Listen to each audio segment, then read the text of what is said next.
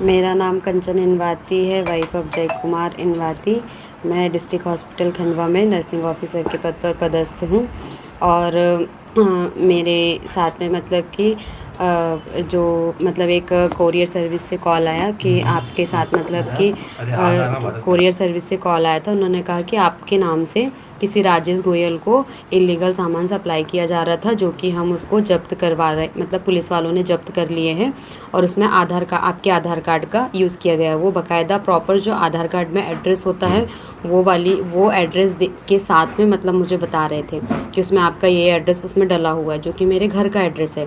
और उसके बाद उन लोगों ने कहा कि मुझसे वो जो उन्होंने अपना नाम ऐना बताया था, वो मैडम ने, जो कि CDL कोरियर सर्विस से बात कर रही हैं। फिर बोले हो सकता है किसी ने आधार कार्ड का मिसयूज़ करके वो जो इलीगल सामान है, जिसमें RDX 150 ग्राम RDNA और 6 लैपटॉप 4 आधार कार्ड और क्या बोलते तो 6 लैपटॉप 4 आधार कार्ड और उसके साथ में मतलब पासपोर्ट भी थे। तो बोले जो राजेश गोयल के नाम पे जा रहे थे, जो कि पुलिस वालों ने उसको रख लिया था। और उसके बाद में बोला कि आपका अगर आधार कार्ड का मिसयूज़ हुआ है। मैंने बोला कि मेरा ओरिजिनल आधार कार्ड जब मेरे पास है तो उसको कोई कैसे मिसयूज़ कर सकता है। तो बोले हो सकता है आपने किसी को दिया होगा या कहीं जमा किया होगा, जो लोग आपका मिसयूज़ कर रहे हैं। तो बोले ठीक है, अगर ऐसा है तो आप साइबर सेल में हम आपका कांटेक्ट करवा रहे हैं, आप उनसे बात करिए। तो उन्होंने मेरी कांटेक्ट साइबर सेल में करवाया, जो कि जो साइबर सेल वाले थे, जब उनने मुझसे कांटेक्ट किया तो उनने सारी जानकारी मांगी थी। मैंने उनको पूरी जानकारी बताई कि मेरे साथ ऐसा ऐसा हुआ है। तो फिर उन्होंने कहा कि ठीक है, अगर आप आ सकते हो तो हम मुंबई महाराष्ट्र पुलिस से बात कर रहे हैं, आप अपना ऑनलाइन स्टेटमेंट 1 घंटे में आकर दीजिए। तो मैंने बोला कि मैं 1 घंटे में मुंबई नहीं आ सकती हूँ। तो बोले ठीक है, आपको ऑनलाइन स्टेटमेंट देना पड़ेगा। ऑनलाइन स्टेटमेंट देने के लिए मैं रेडी हुई। तो फिर उसके बाद जब वो ऑनलाइन स्टेटमेंट उनने मुझसे मांगा तो बाकायदा जो मेरे से बात कर रहे थे, जैसे कि एक थाने जिस तरीके से पूरा थाना दिखाई देता है, वो पूरा थाना जैसा दिख रहा था। हर जगह लोगो लगे हुए थे और जैसी यूनिफॉर्म होती, उन लोगों ने बाकायदा सारे पुलिस वालों की तरह यूनिफॉर्म पहनी हुई थी। और उसमें उनने मुझसे कहा कि ऐसे कैसे कोई आपके आधार कार्ड का मिसयूज़ कर सकता है, आपने कहीं तो जमा किया होगा। तो मैंने बोला क्योंकि मैंने डिपार्टमेंट और बैंक के अलावा कहीं भी आधार कार्ड किसी को भी नहीं दिया है। तो बोले ठीक है, हो सकता है किसी ने यूज़ किया है, लेकिन उसमें ये है कि आधार कार्ड आपका है तो कहीं ना कहीं आपके खिलाफ़ कार्रवाई होगी। बोले अब आगे हम हमारे DSP से आपकी बात कराते हैं, क्योंकि केस की पूरी तहकीकात वही करेंगे। तो वो बाकायदा चैम्बर में जाते हुए दिखाई दे रहा है कि वो DSP के चैम्बर में जा रहा है। और चैम्बर में जाने के साथ में पूरा जो DSP का चैम्बर जिस तरीके से होता है, वो चैम्बर भी बाकायदा उसी तरह दिखाई दे रहा था। और उसमें फिर उनने जो DSP था उनने बाकायदा मेरे से बात की और बोला कि बोले ठीक है, आपका मेरे से नाम वगैरह पूछा। फिर मैंने नाम बताया। फिर नाम पूछने के बाद में बोले कि देखिए, आपके आधार कार्ड का मिसयूज़ हुआ है या नहीं हुआ है, ये तो हम कार्रवाई करने के बाद ही बता पाएंगे। क्योंकि उसमें ऐसा है कि अगर बोले वो उदाहरण देने लगे कि अगर गाड़ी तुम्हारी है और एक्सीडेंट किसी और के द्वारा हो रहा है, तुम्हारे ड्राइवर के द्वारा हो रहा है, तो गाड़ी जिसके नाम पे वो फंसेगा बोले, या फिर जो गाड़ी चला रहा था वो फंसेगा। तो मैंने बताया कि गाड़ी जिसके नाम पे वो फंसेगा।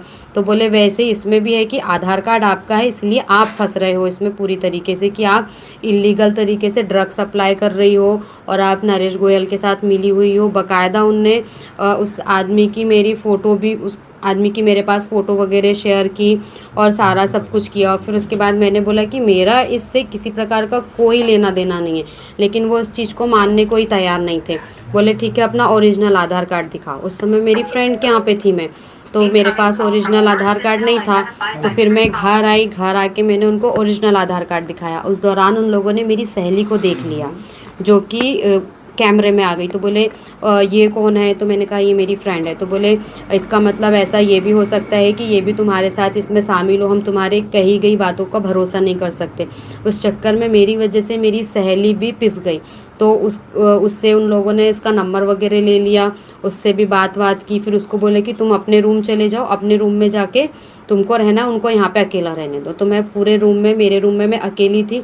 उनने जब मुझसे बात किया तो उनने मेरे को ये कहा कि हम आपको पूरे समय भर कल तक हमारे मतलब कि सामने रखेंगे, अंडर ऑब्जर्वेशन में रखेंगे। ना आपको किसी से कॉल करना है, ना कांटेक्ट करना है, कुछ भी नहीं करना है। आपके दरवाजे बंद होना चाहिए। आप अपने अड़ोसी पड़ोसी किसी से भी बात नहीं कर सकते, क्योंकि वो लोग पूरे यूनिफॉर्म में थे और बाकायदा ऐसे पुलिस वालों की तरह दिखाई दे रहे थे। तो मैं ये सारी चीज़ें देख के मतलब बहुत ज़्यादा डर गई थी, घबरा गई थी, और बार बार एक ही चीज़ की धमकी दे रहे थे। अगर तुमने कुछ करने की कोशिश की है, किसी को बताने की कोशिश की, तो वो ढेर सारी IP6 की धाराएं बताने लगे। और एक लेटर मुझे भेजा जिसमें कि अरेस्ट वारंट था कि हम तुम्हारी बातों का भरोसा नहीं करेंगे, जो तुम इलीगल काम कर रही हो।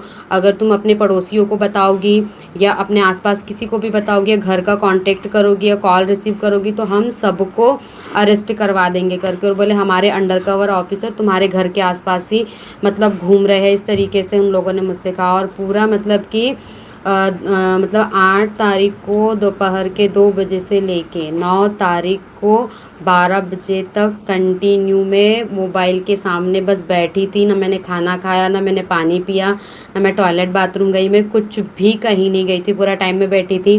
मेरे पापा कभी भी मतलब मेरे से बात किए बिना खाना नहीं खाते, लेकिन किसी का भी मैं फ़ोन नहीं उठा पा रही थी।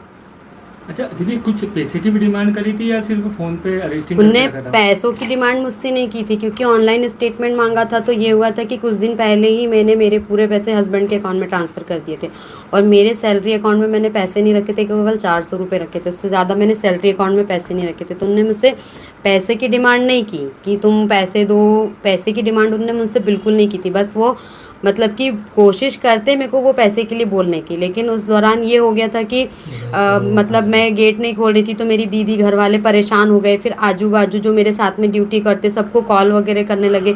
सब लोगों ने गेट ठोका, लेकिन मैं किसी का भी गेट मतलब नहीं ठोक रही थी। मकान मालिक का बेटा आया, पीछे गैलरी से वो लोग आए, उनने देखा तो वो बोले कि अगर आप उनको कुछ बताओगे या कोई जानकारी देंगे तो हम तुम्हारे घर वालों को अरेस्ट करा देंगे, और जो तुम्हारे पड़ोसी हैं उनको भी अरेस्ट करवा देंगे। बोले आप किसी को भी कोई जानकारी नहीं दोगी कि आप हमसे बात कर रही हो करके। फिर मैंने उसको बोल दिया कि मैं ठीक हूँ। ये सुन के वो लोग वापस बाहर चले गए। फिर मैंने बजाज भैया की आवाज़ सुनी थोड़ी देर बाद में, तो मैं थोड़ी सी हिम्मत करके इस रूम तक आई हूँ अपने बेडरूम से। उसके बाद में मैं जब यहाँ पे आई तो फिर भैया ने बोले कि गेट खोलो। उसके बीच में जो आंटी है मेरे पड़ोस वाली दीदी की सासू माँ, वो मेरी गैलरी की खिड़की तक आई थी। तो मैंने वॉल्यूम बढ़ाया मोबाइल का, ताकि आंटी सुने कि वो लोग मेरे से बात कर रहे हैं, ताकि आंटी आके दीदी को बताए या किसी को बताए।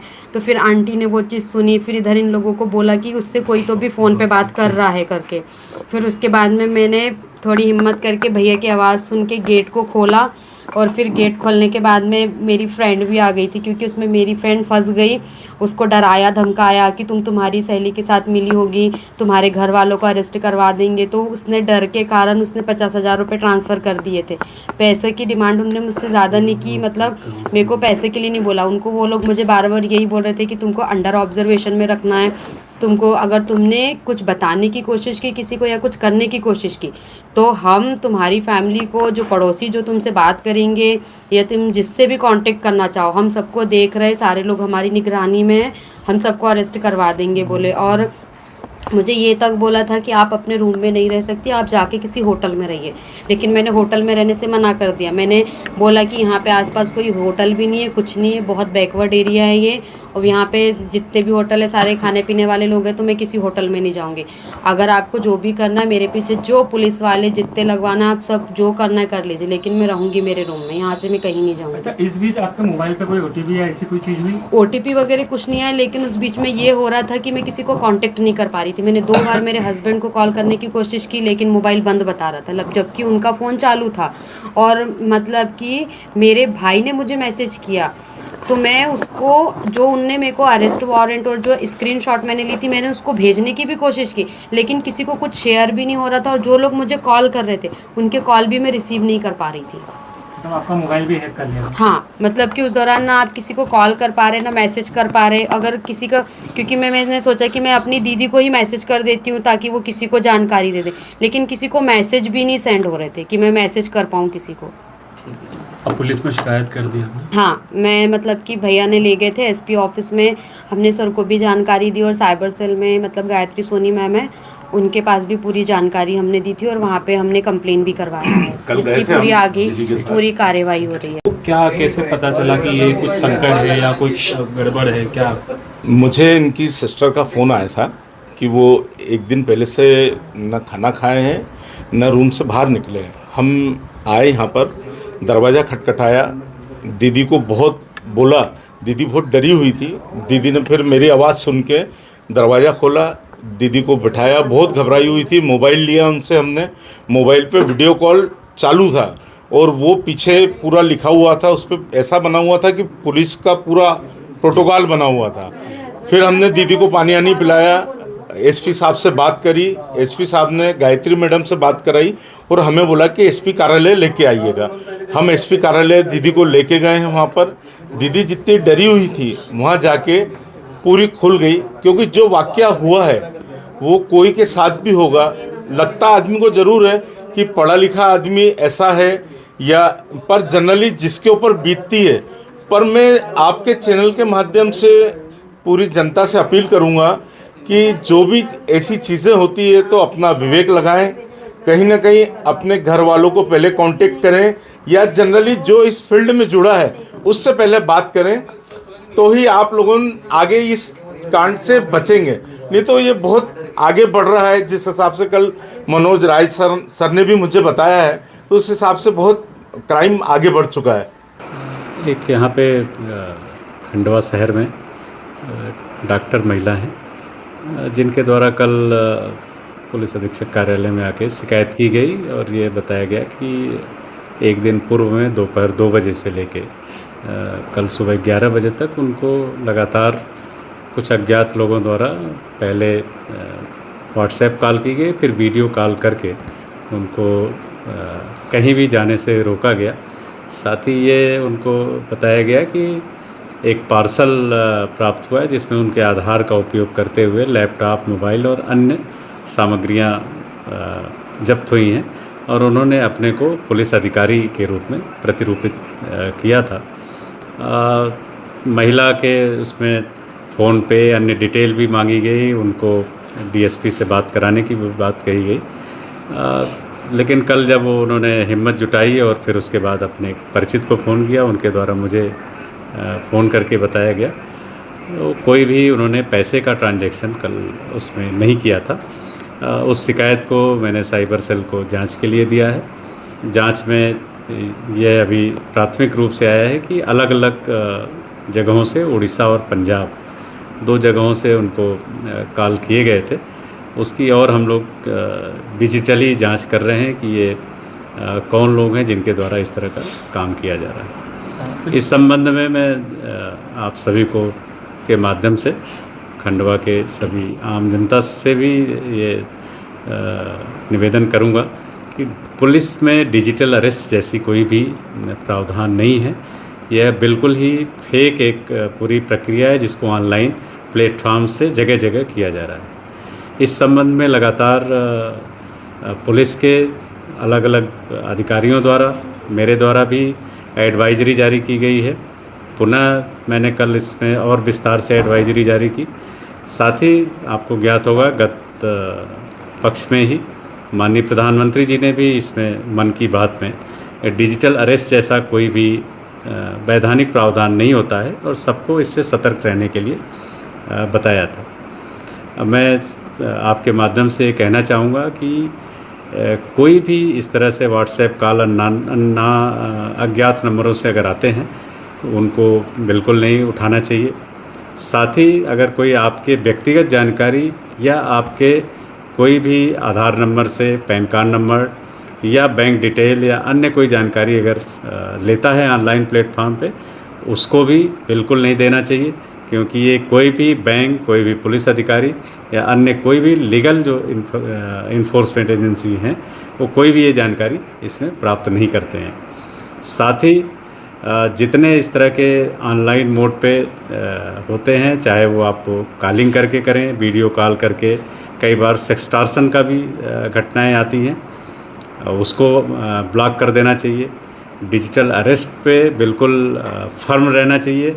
अगर कई बार लोग ये कंप्लेन कर रहे हैं कि उनके पैकेट को बताया गया है कि इसमें कुछ ड्रग्स या अन्य चीज़ें हैं और आपके द्वारा इसको ट्रांजिट किया जा रहा है। जब कोई भी व्यक्ति इस तरह के किसी भी कृत्य में शामिल नहीं है तो उसको बिल्कुल डरने की ज़रूरत नहीं है। और इस तरह के जो भी फेक कार्य लोग कर रहे हैं उनसे बिल्कुल ब्लॉक कर दें, उनको कोई रिस्पॉन्ड ना करें। और साथ ही अगर कोई उनको जो नंबर आ रहे हैं और जिनसे परेशान किया जा रहा है, निकटतम अपने पुलिस थाने और साइबर सेल में, और 1930 एक पैन इंडिया नंबर है जिस पे कोई भी साइबर की कंप्लेंट्स की जा सकती है। इस नंबर पे भी कॉल करके हम अपनी साइबर से संबंधित जो भी इस तरह की समस्याएं हैं उनको भी आप बता सकते हैं, और इसको बचना चाहिए। ये एक नया चैलेंज है डिजिटल वर्ल्ड में। मैं सभी से रिक्वेस्ट करूंगा कि इससे अलर्ट रहें। प्रिकॉशन इज़ बेस्ट क्योर होता है, तो इसमें जितने आप सावधानी रखेंगे उतना बचेंगे। लीगल एजेंसियों से तत्काल संपर्क करें और डरने की ज़रूरत नहीं है। कोई भी पुलिस का अधिकारी पुलिस के वेशभूषा में अगर कोई भी वीडियो कॉल करता है तो बिल्कुल वो फेक है, उस पर तत्काल हम लोग डिटेक्ट करके कार्रवाई भी करेंगे। आप लोग हमको अवगत करें।